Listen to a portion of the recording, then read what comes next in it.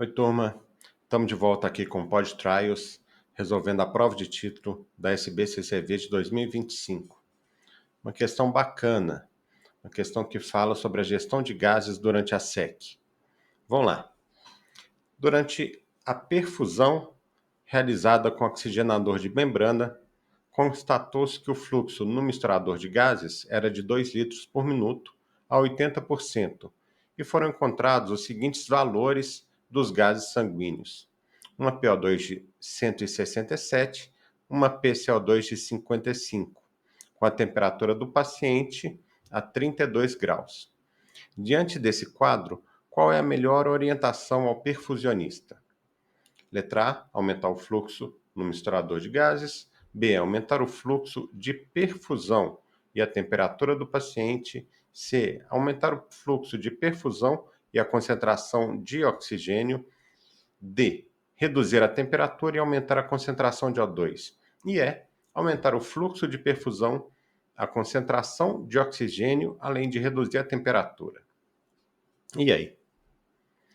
Olha, vamos lá. Antes de resolver, a gente precisa dar uma pincelada aí na teoria, para aí sim a gente conseguir formar um raciocínio lógico. Então, turma, antes de começar a resolver a questão, vou voltar um pouquinho lá no ensino médio, nas aulas de ciências, e vão rever as teorias para a gente conseguir deixar nosso raciocínio mais de acordo com as exigências da questão. John Dalton. John Dalton ele foi um cientista britânico. Ele era químico, meteorologista e físico. Ele elaborou teorias sobre o vapor d'água e a mistura de gases. Em 1801, ele publicou a Lei das Pressões Parciais. Lembra de pressão parcial? PCO2, PO2, aquilo que tem lá nas gasometrias? Então, o que ele falava? Em uma mistura de gases, cada componente exerce a mesma pressão como se estivesse solitária dentro do recipiente que a contém. Dalton concluiu que toda a matéria, e não apenas os gases, eles devem ser constituídos de partículas diminutas.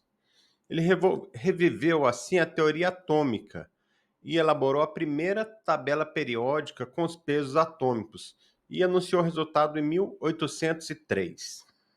Essas partículas diminutas, claro que eram os átomos, né? E a pressão parcial de um gás, né? É a força que ele exerce nas paredes de um recipiente quando faz parte de uma mistura gasosa.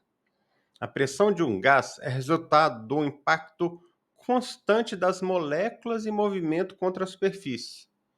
E a pressão total é a soma das pressões parciais de cada gás individualmente. É a pressão exercida isoladamente por um desses gases, é a pressão parcial. Então vamos ver lá. No ar atmosférico. Lembra lá, 1 atm, uma atmosfera, são 760 milímetros de mercúrio. E o que é constituído o ar ambiente, o ar atmosférico, né? Vapor d'água, que vai ter uma pressão de 3,7 milímetros de mercúrio. O CO2, uma pressão baixíssima, olha lá, 0,3, muito baixa a pressão parcial do CO2. Oxigênio, uma pressão parcial de 159. E o nitrogênio, com a maior de todas, a pressão parcial de 597. O que o Dalton observou? Ele viu que quando um gás sob pressão é colocado em contato com a água, as moléculas vão penetrar nesse líquido, na água, e vão se dissolver nela até atingir um estado de equilíbrio.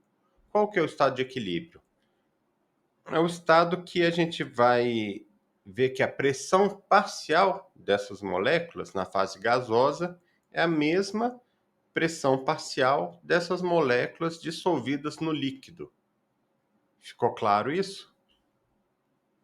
Então, nessa observação do Dalton, ele percebeu que o comportamento de algumas moléculas era diferente de outras.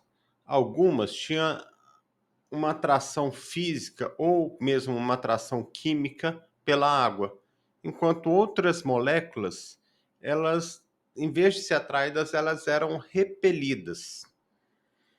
Então ele pensou assim: ó, quando as moléculas são atraídas, uma maior quantidade delas pode se dissolver no líquido. E os gases que se dissolvem em maior quantidade na água, eles vão ter, portanto, um coeficiente de solubilidade maior. No nosso exemplo aqui, exemplo prático do sangue, da gasometria, a gente fala especificamente de CO2 e de oxigênio.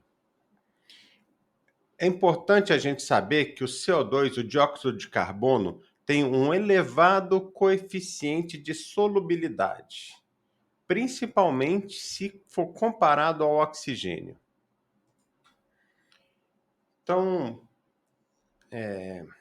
para ilustrar, o CO2 ele é 30 vezes mais solúvel em água do que o oxigênio. É muita coisa, né? É muita diferença. O Dalton fez uma observação importante também sobre o comportamento dos gases na água. Ele fala na água, no sangue também, né? Especificamente no plasma, que é a parte líquida do sangue. O Dalton observou que em temperaturas mais baixas, os gases, de modo geral, eram mais solúveis na água. E à medida que a gente aquecia esse meio, aquecia o líquido, esses átomos aí ficavam mais agitados e ficavam menos solúveis. Então, um exemplo prático ali, aquele refrigerante.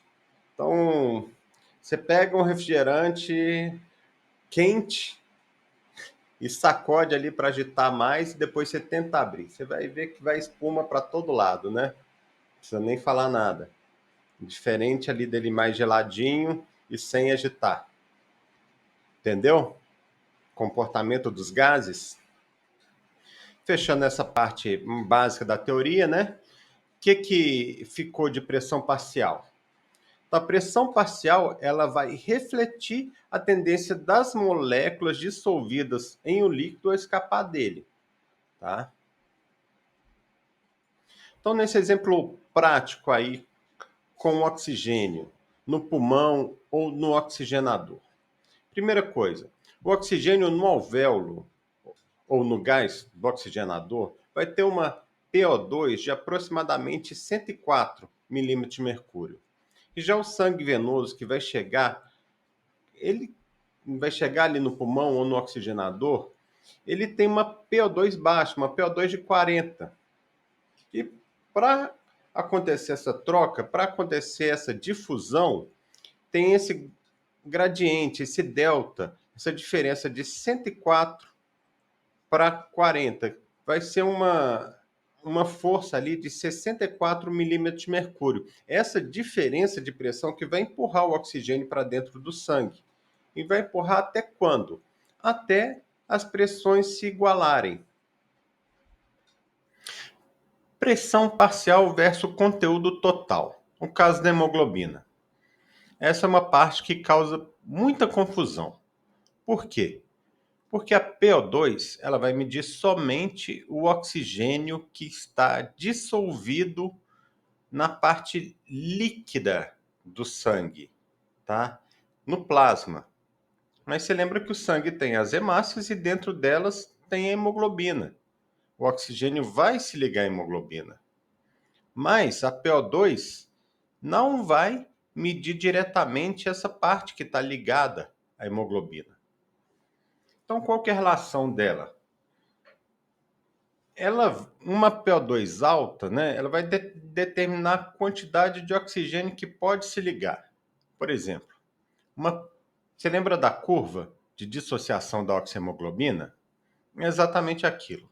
Uma PO2 de 100 milímetros de mercúrio vai determinar que quase 100% da hemoglobina esteja cheia, esteja saturada de oxigênio. Entendeu? Vamos para o próximo slide que você vai entender. Essa parte é muito legal. A curva de dissociação da oxihemoglobina. A relação entre a saturação de oxigênio que é o percentual de hemoglobina saturada com oxigênio, e a PO2, a pressão parcial de oxigênio no sangue arterial. Essa relação ela não é linear, tá? Ela é sigmoidal. O que isso significa? Isso aí reflete o comportamento que, às vezes, pequenos aumentos na pressão parcial de oxigênio, na PO2, elas podem resultar em grandes aumentos na saturação em certas faixas, enquanto em outras faixas da curva, outros pontos, a saturação muda muito pouco, mesmo com grandes aumentos na PO2. Então vamos ver a fase inicial, uma PO2 baixa, a PO2 abaixo de 60 milímetros de mercúrio. A curva é bem inclinada. Nesse início ali, pequenas alterações na PO2 vão produzir grandes mudanças na saturação de oxigênio. Essa região é crítica clinicamente, pois a hipoxemia leva a uma queda rápida da saturação de oxigênio. A fase intermediária, um PO2 entre 60 e 100 milímetros de mercúrio. A saturação vai começar a aumentar rapidamente quando a gente aumenta o PO2, mas a hemoglobina vai se aproximar de uma saturação máxima ali entre 97 e 100%, quando chega a 100 milímetros de mercúrio. E o platô, depois de 100 milímetros de mercúrio, uma PO2 maior que 100 milímetros. Aí você pode aumentar essa PO2 muito, para 150, 200. Ela vai mudar muito pouco, quase nada, na saturação da hemoglobina. Isso vai garantir que a hemoglobina permaneça bem saturada, mesmo com as variações fisiológicas do oxigênio arterial. E o que pode ali influenciar essa curva? A gente vai ver mais para frente, né? Mas vamos lá. Diversos fatores, né? Podem mudar essa curva, tanto para direita quanto para esquerda. Ok. Vamos começar pelo conceito. O que é o deslocamento, deslocamento à direita? Um deslocamento dessa curva à direita, ele vai significar uma redução da afinidade pelo oxigênio, facilitando a liberação para os tecidos. Algumas coisas como aumento de CO2, aumento da temperatura, uma acidose, um pH mais baixo, né? Tudo isso vai deslocar a curva para a direita. Então esse oxigênio ele vai se soltar mais fácil da hemoglobina. Ele se soltando mais fácil, ele também vai mais facilmente para os tecidos. E um deslocamento para a esquerda. Um deslocamento para a esquerda ele vai refletir um aumento da afinidade da hemoglobina pelo oxigênio. Então, ela vai segurar com mais força, vai dificultar a liberação para os tecidos. O que pode mudar isso? O que pode causar? Um pH alto, uma alcalose, uma hipocapnia, uma diminuição da temperatura. Tudo isso pode causar esse deslocamento para a esquerda. Certinho? Então agora vamos para a prática, para a parte prática da questão. Vamos partir desses conceitos básicos, tentar resolver a questão falando aí da SEC e do oxigenador. Então vamos lá. O básico da gestão de gases durante a SEC. Os oxigenadores de membrana têm uma capacidade de regular individualmente tanto a PO2 quanto a PCO2 do sangue arterial. E para fazer isso, eles precisam ser ventilados com uma mistura de ar comprimido e oxigênio, tá? A PO2 do sangue arterial, ela vai depender muito da concentração do oxigênio. Já a PCO2 do sangue arterial, ela depende do fluxo de gás, mas ela não depende do oxigênio. Independente da FO2 é o fluxo de gás que vai lavar o CO2 do sangue. E como que é feita essa mistura? Essa mistura é feita através do blender, tá? Todo mundo já viu aí na máquina de seca essa pecinha, misturador de ar ou blender. Tem duas mangueiras. Uma mangueira na cor amarela, que ela geralmente é o ar medicinal ou ar comprimido, e uma mangueira na cor verde, que é oxigênio. Essas cores são padronizadas. Ok. Então a gente vai ligar essas duas mangueiras no blender.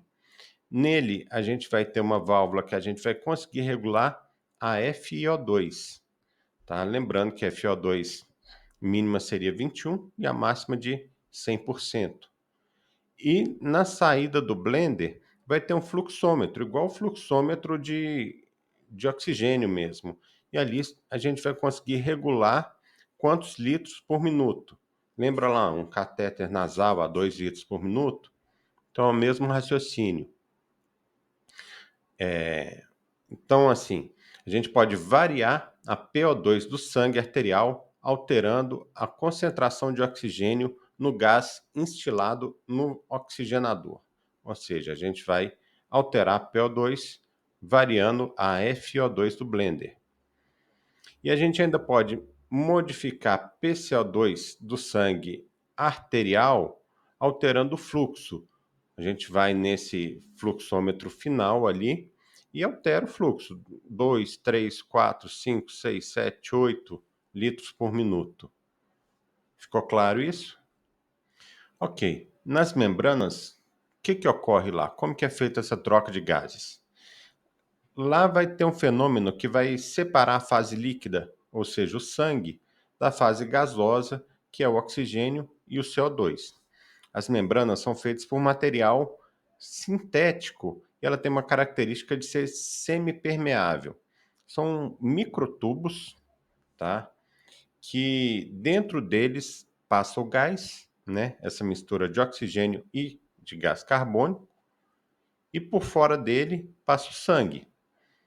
A parede dessas fibras, desses tubinhos, ela é muito fina, ela é de 30 microns. E o diâmetro dos tubos é na faixa de 400 microns. Então é uma coisa realmente microscópica, né? E a membrana fica toda enrolada, às vezes com uma conformação que pode variar, dependendo do modelo. E se você desenrolar, aquilo vai dar 2 a 5 metros quadrados. E o que é uma característica da membrana? A membrana, ela é semipermeável e ela tem uma permeabilidade diferente de um gás para outro. De modo geral, ela é mais permeável ao CO2. Ela permite uma troca do CO2 5 a 6 vezes mais rápido do que a troca do oxigênio propriamente dito. Então, essa relação entre a permeabilidade do CO2 e a permeabilidade do oxigênio, ela vai ser o coeficiente de permeabilidade da membrana.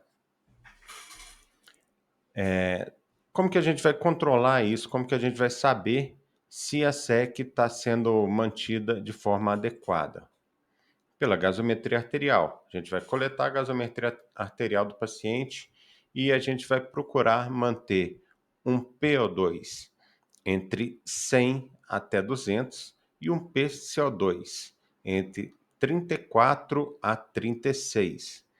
Só isso aqui a gente já resolve a questão praticamente, né? Mas vamos continuando. Se tiver um PO2 alto, um PO2 acima de 200, o que você vai ter que fazer? Você vai ter que ir lá e reduzir a FO2. Se tiver um PO2 baixo, abaixo de 100, você vai lá e aumenta a FO2. Já em relação ao CO2, se ele estiver abaixo de 34, abaixo de 35, você vai reduzir o fluxo de gás para ele lavar menos esse CO2. Se o CO2 estiver alto, acima de 40, você vai lá e vai aumentar o fluxo de gás. Tudo no blender, tá? Ok. Então, essa questão aí, ela pega já o bonde andando, né? Um paciente que já está em SEC. E quando você está começando a SEC, como que você vai iniciar? Como que você vai calcular o fluxo? Como que é feito isso? Primeira informação que a gente tem que ter é a superfície corpórea do paciente, tá? A superfície, ela é dada em metro quadrado, tem algumas fórmulas diferentes, mas essa aqui é a mais fácil. Vai ser a raiz quadrada da altura em centímetros, né? Vezes o peso em quilogramas, dividido por 3.600. Então, nesse exemplo que eu coloquei aí, um paciente de 1,70 m, né? 170 centímetros, com 70 quilos, ele teria uma superfície corpórea de 1,82 metros quadrados. E o fluxo? Qual que seria o fluxo para esse paciente?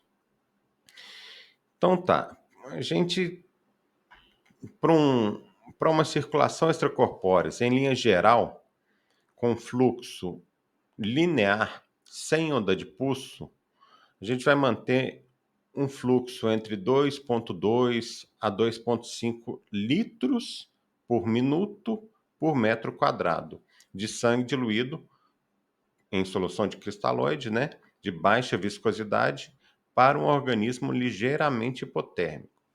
Claro, a gente tem que pensar para calcular o fluxo no metabolismo do paciente, né?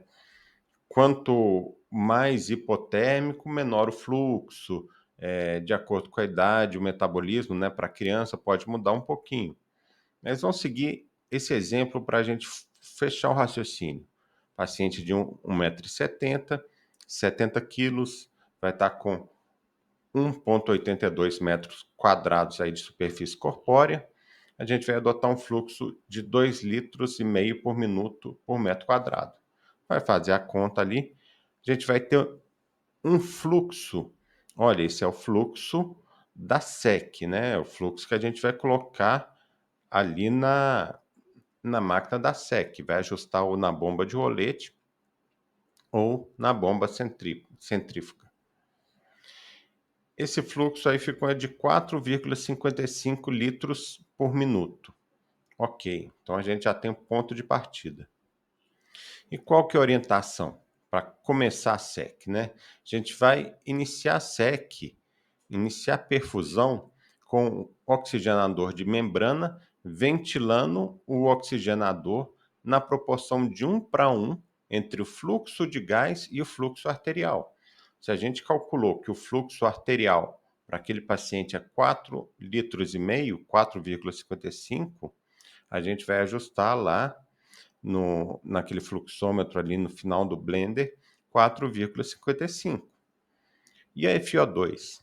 A FO2, também por convenção, a gente vai iniciar ela a 60. E ela teria que ficar de média assim, entre 60 e 80. Então a gente começa com fluxo arterial igual ao fluxo de gases e uma FO2 de 60. Isso aí seria o ponto inicial para a gente começar a perfusão. Ok, o terceiro conceito fundamental para a gente entender essa troca de gases é essa curva da dissociação da oxihemoglobina. Ou seja, a hemoglobina que está no sangue, ela vai ter uma afinidade com o oxigênio que pode variar. E vai variar em relação a quê? Tá? Vai variar em relação à temperatura, em relação à quantidade de íon hidrogênio no sangue, em relação à pressão de carbono, né, PCO2, e em relação à temperatura, e além da concentração do DPG, né, o difosfoglicerato, que está presente no eritrócito. Vamos para o gráfico ali. Se a gente pegar uma temperatura bem alta, 43 graus, 43 graus e a gente pegou uma PO2 de 20. A PO2 de 20 a 43 graus, ela vai representar 20% de saturação da hemoglobina com oxigênio. Só que se tiver a 10 graus, ela vai representar 90%. Só seguir o gráfico ali. E a mesma coisa com os outros fatores, com o pH, com a concentração dos íons hidrogênio e com a PCO2. Por exemplo, se eu tiver ali um pH mais ácido, um pH de 7,2, olha a curva como ficou. Ela ficou mais para direita. Então, quer dizer o quê? Que com o sangue mais ácido, né, a saturação de oxigênio na hemoglobina vai ser menor. Com o sangue um pouco mais alcalino, olha ali o pH de 7,6, a saturação de oxigênio na hemoglobina vai ser maior. Esse conceito aí é fundamental para a gente conseguir regular os gases, tanto na hipotermia quanto em relação aí ao pH sanguíneo, né? Para a gente ter um controle ideal dos gases durante a SEC. E aí, turma, vamos resolver a questão, né? Que já foi muita teoria e pouca prática. Questão, né? Durante a perfusão realizada com oxigenador de membranas, constatou-se que o fluxo no misturador de gases, no blender, era de 2 litros por minuto, com uma FO2 de 80%, e foram encontrados os seguintes valores na gasometria. Um PO2 de 1,67, PCO2 de 55, paciente com a temperatura de 32. Diante desse quadro, qual é a melhor orientação ao perfusionista? Ok. Temperatura 32, uma hipotermia moderada. Uma PCO2 de 55. Opa, PCO2 de 55 está muito alto. PO2, 167. 167 está normal. A ventilação, fluxo de gás. Fluxo de gás é a mesma coisa de sweep rate, 2 litros por minuto. A gente não tem a superfície corpórea do paciente. Então, a gente não pode falar exatamente se está alto ou se está baixo. Uma FO2 de 80%. FO2 de 80% está dentro da faixa adequada, de 60 a 80. Vamos lá. A oxigenação, primeiro. PO2, um valor de 1,67, ele está dentro da faixa aceitável para oxigenação em normotermia ou hipotermia moderada. A faixa é de 100 a 200. E a FO2 de 80% é satisfatória. Então, a gente não vai mexer na FO2, correto? PCO2, 55, a gente já viu que está alto, tá? Numa gasometria normal, o valor seria de 35 a 45. Já durante a SEC, a gente espera, a gente quer que o PCO2 fique ali entre 34 a 36, ou no máximo 34 a 40. Esse valor, PCO2 de 55, ele está caracterizando uma acidose respiratória. Certinho? Vamos ver então as opções. Letra E. Aumentar o fluxo de perfusão e a concentração de O2 e reduzir a temperatura. Putz, que bagunça. Fluxo de perfusão. Fluxo de perfusão é o fluxo arterial. A gente não pode confundir o fluxo arterial com o fluxo de gás. Tá? O fluxo de gás é o sweep rate e o fluxo de perfusão é o fluxo arterial. É ali a bomba de rolete, ou então a bomba centrífuga. É o fluxo de líquido ali que está passando, né? Fluxo de sangue durante a SEC, vamos colocar assim. Aumentar o fluxo arterial. Isso a gente não vai mudar. De forma geral, a gente não vai mudar isso durante a SEC. A não ser em situações muito específicas. Você faz uma perfusão cerebral seletiva numa parada circulatória total, alguma coisa assim. Tá? Uma hipotermia muito profunda. Alguma coisa diferente do normal. Tá bom? A concentração, a FO2. A FO2 a gente já viu que está ótima. E reduzir a temperatura. Porra, reduzir a temperatura não tem muita lógica, mas o que acontece quando a gente reduz a temperatura? A gente reduz a temperatura, a gente vai. Os gases vão ficar mais solúveis. Então, reduzindo a temperatura, ela pode até reduzir um pouco a PCO2, tá? Mas o paciente já está hipotérmico e o controle primário para você lavar o CO2, para reduzir o CO2, é aumentando o fluxo de gás, tá bom? Então, letra E é errada, é uma combinação de ações desnecessárias. Letra D, reduzir a temperatura e aumentar FO2.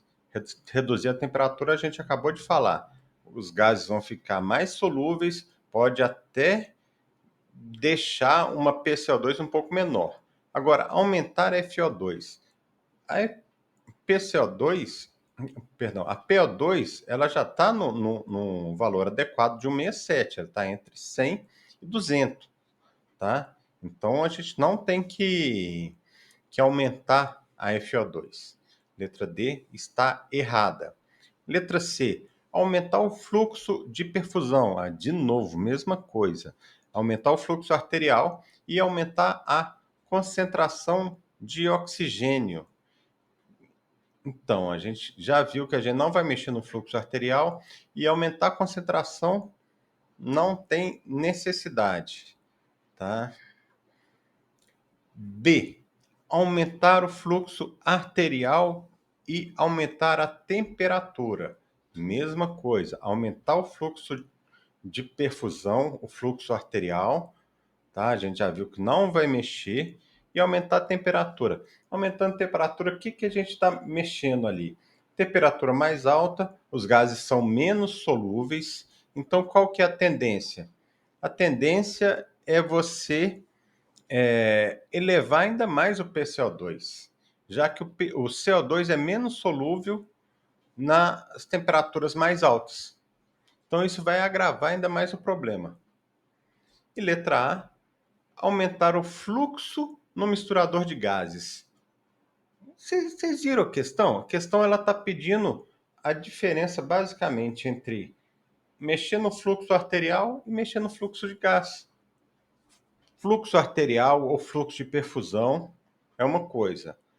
Fluxo no misturador de gases, ele é o sweep rate, né? E ele vai servir para quê? Você vai aumentar o fluxo de gás, ele vai ajudar a lavar o CO2. O CO2 é removido do sangue através da membrana e vai corrigir o quê? A acidose respiratória. A resposta correta é a letra A. É uma questão fácil, é uma questão basicamente de decoreba, mas eu acho que foi válida a nossa aula. A gente pegou assim desde o início os conceitos mais básicos, pegou ali a curva de dissociação da oxihemoglobina. Eu garanto que se tiver uma questão parecida falando de gestão de gases, vocês vão tirar de letra. Fiquei muito feliz de fazer a aula e foi muito bacana. Espero te ver em breve. Até mais.